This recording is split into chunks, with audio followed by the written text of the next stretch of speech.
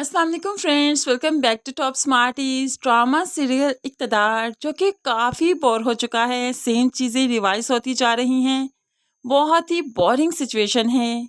Green entertainment का कोई भी ड्रामा आप उठाकर देख लें, शुरू में बहुत इंटरटेन करता है, जब मिड में पहुंचता है, अपने इख्तिताम के नज़दीक पहुंचता है तो उस ड्रामे को इतना खींचा जाता है, इस कदर खींचा जाता है कि ऑडियंस बोर हो जाती है। लेकिन फिर भी जो ऑडियंस अपना टाइम दे चुकी है उस ड्रामे को, वो एंड तो ज़रूर देखना चाहती है, इसलिए वो एंड तक वो ड्रामा मजबूरन देखते हैं। मैंने तो जितने भी ग्रीन एंटरटेनमेंट के ड्रामास देखे, मेरा एक्सपीरियंस यही था।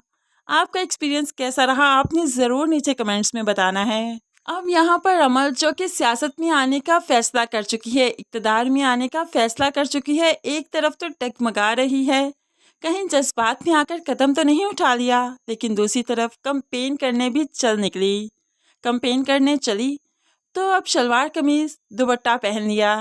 वैसे सियासतदानों का भी बहुत से रंग हुआ करते हैं, बहुत से रूप हुआ करते हैं, एक चेहरा तो इनके पास होता ही नहीं। शाहनवाज को जब मालूम पड़ा कि अब अमल भी कंपेन चला रही है और उसके खिलाफ चला रही है, तो वो तो अपने मामू जान के घर आ गए। बड़े ही मान से जो आए थे तो यहाँ से जलील होकर ही वापस गए, क्योंकि मामू जान ने माजी याद करवा दिया। तुमने मेरी बेटी के साथ क्या किया था, किस मुंह से आए हो यहाँ पर? कुछ भी नहीं कहूँगा मैं अपनी बेटी से, रोकूंगा नहीं इक़्तिदार में जाने से। वो इक़्तिदार में जाएगी, तुम्हारे खिलाफ खड़ी होगी और तुम कुछ नहीं कर पाओगे।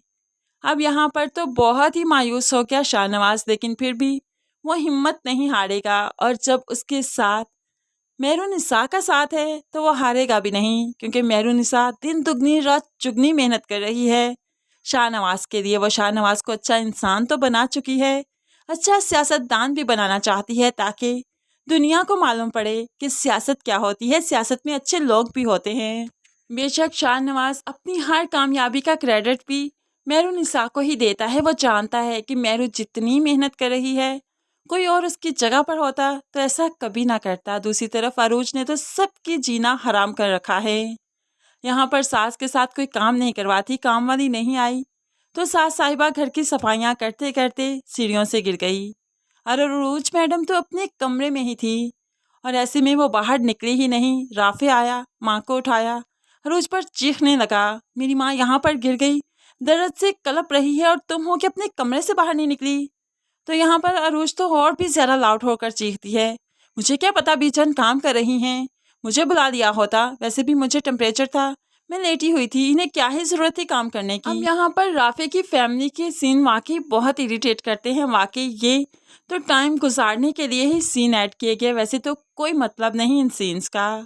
अरूज घर गई, अपनी माँ से भी चीख चीख कर कहती है, बीजान ने ड्रामा किया, ये सब कुछ सिर्फ काम ना करने के बहाने हैं, अदरवाइज उन्हें कुछ भी नहीं हुआ। और यहाँ पर माँ ही है जो बेटी की हाँ में हाँ मिलाते हुए उसे शय देती है, और उसका घर बर्बाद करने में उसके साथ बराबर की शरीक है। बेशक माएँ अगर बेटियों से थोड़ा सा कता ताल्लुक़ कर लें और उनकी हर बात में हाँ ना मिलाएं, बल्कि उन्हें समझाएं, तो यकीन मानिए बेटियां ना सिर्फ ससुराल में एडजस्ट करेंगी, बल्कि बहुत खुश रहेंगी।